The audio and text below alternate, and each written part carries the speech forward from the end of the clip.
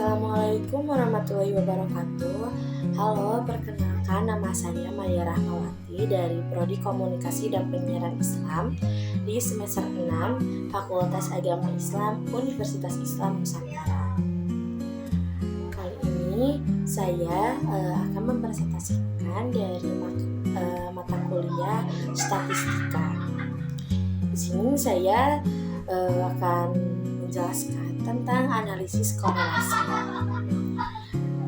Yang saya akan bahas kali ini yaitu ada pengertian korelasi, yang kedua ada jenis-jenis korelasi, yang ketiga ada teknik perhitungan korelasi, yang keempat ada interpretasi koefisien korelasi, yang kelima ada arah dan langkah-langkah korelasi, yang keenam ada kelebihan dan kelemahan analisis korelasi.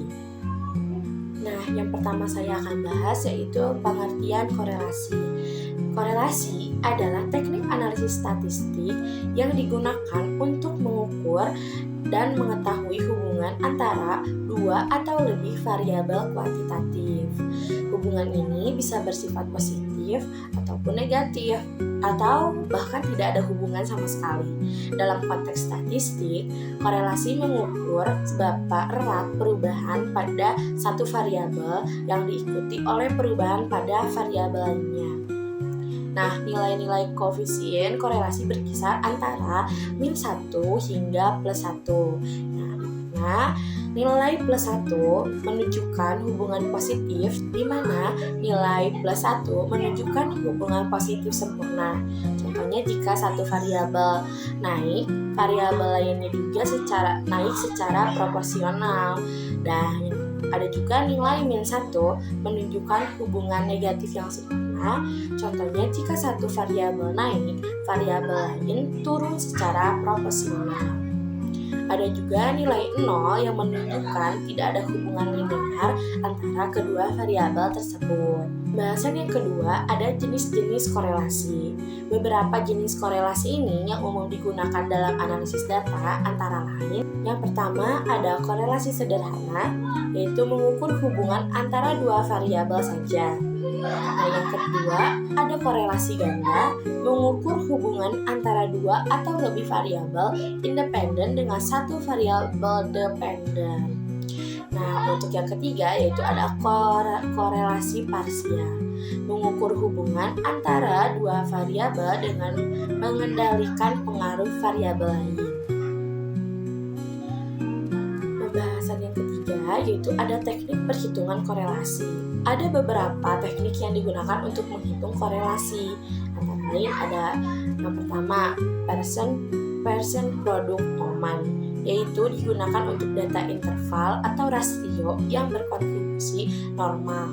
Yang kedua ada Spearman Bank, yaitu digunakan untuk data ordinal atau data yang tidak berkontribusi normal. Nah, yang ketiga ada Kendall-Stowe atau alternatif lain untuk data ordinal.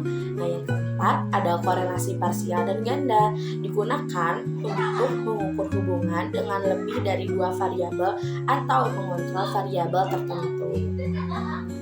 Nah, untuk pembahasan selanjutnya yaitu ada interpretasi koefisien korelasi, yaitu ada nilai R mutlak dan ada kriteria hubungannya. 0 di dalam kriteria hubungannya itu tidak ada hubungan. Untuk 0 sampai 0,25 kriteria hubungannya itu sangat lemah. 0,26 sampai 0,49 kriteria hubungannya yaitu lemah. 0,5 sampai 0,79 itu kriteria hubungannya sedang. Untuk 0,8 sampai 0,99 kriteria hubungannya sangat kuat. Dan 1 itu kriteria hubungannya sempurna. Nah, pembahasan selanjutnya yaitu ada arah korelasi. Yang pertama ada korelasi positif, yaitu kedua variabel bergerak searah. Contohnya, jika X naik, maka Y juga ikut naik. Untuk kedua, ada korelasi negatif, kuantitatif, di mana kedua variabel bergerak berlawanan arah. Jika X naik, maka Y akan turun. Nah, untuk yang ketiga yaitu tidak ada korelasinya, karena perubahan pada satu variabel tidak diikuti perubahan yang konsisten pada variabel lain. Nah, untuk selanjutnya pembahasannya itu ada langkah-langkah analisis korelasi. Yang pertama ada menentukan variabel yang akan dianalisis. Yang kedua mengumpulkan data kedua variabel. Yang ketiga memilih metode korelasi yang sesuai dengan jenis-jenis data. Yang keempat menghitung koefisien korelasinya. Yang kelima menginterpretasikan hasil berdasarkan kriteria kekuatan dan arah hubungan. Yang keenam itu melakukan uji signifikansi untuk mengetahui apakah hubungan yang digunakan secara statistik ini sangat signifikan. Nah, pembahasan selanjutnya yaitu ada kelebihan dan kelemahan analisis korelasi. Kelebihannya yaitu mudah digunakan dan dapat mengukur kekuatan dan arah hubungan antara variabel serta membantu dalam tahap eksplorasi data sebelum analisis lebih lanjut. Nah, untuk kelemahannya yaitu korelasi tidak menunjukkan hubungan sebab dan akibat, hanya mengukur keterkaitan. Korelasi yang tinggi belum tentu berarti tahu satu variabel yaitu menyebabkan perubahan pada variabel lainnya.